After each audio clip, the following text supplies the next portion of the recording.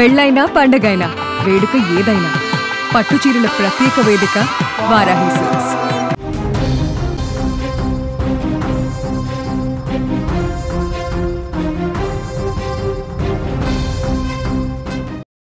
Big breaking news చూస్తున్నాం. తెలంగాణ రైతాంగానికి కాంగ్రెస్ సర్కార్ గుడ్ న్యూస్ చెప్పిందని చెప్పుకోవచ్చు. అర్హులైన రైతులందరి ఖాతాలో కూడా 12,000 రూపాయలు జమ చేయబోతున్నారు. రేపటి నుంచి రైతుల ఖాతాల్లో నగదు జమ అవుతుందని కూడా అధికారులు అంటున్నారు. ఎకరానికి ఒక్క సీజన్కు 6,000 రూపాయల నిధులు జమ చేయబోతున్నారు. అయితే రైతు భరోసా పథకం అనేది రైతుల పెట్టుబడి కోసం రైతు బంధు పథకం స్థానంలో రైతు భరోసాను తీసుకొచ్చింది. ఇన్ఛార్జ్ మంత్రులు సమన్వయం చేసుకోవాలని కూడా సూచించడం జరిగింది. అలాగే సంక్షేమ పథకాలపై విస్తృత ప్రచారం చేయాలని కూడా ఈ సందర్భంగా మంత్రులకు సూచించడం జరిగింది.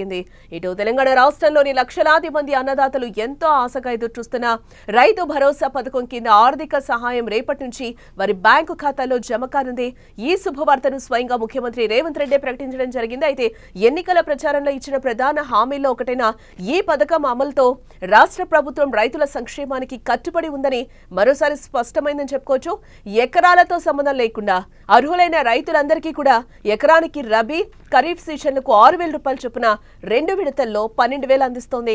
ఇప్పటికే రాజీవ్ ఆరోగ్యశ్రీ, మహాలక్ష్మి పథకాలతో పాటు 200 యూనిట్ల వరకు ఉచిత కరెంట్, అలాగే 500 రూపాయలు గ్యాస్ వంటి పథకాలు ప్రారంభించారు.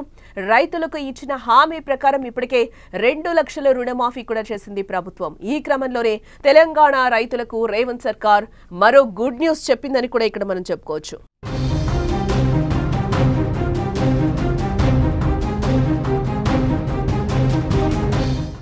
తెలంగాణ రాష్ట్రంలోని లక్షలాది మంది అన్నదాతలు ఎంతో ఆశగా ఎదురుచూస్తున్న రైతు భరోసా పథకం కింద ఆర్థిక సహాయం రేపటి నుంచి మరి బ్యాంకు ఖాతాలో జమ కానున్నాయి.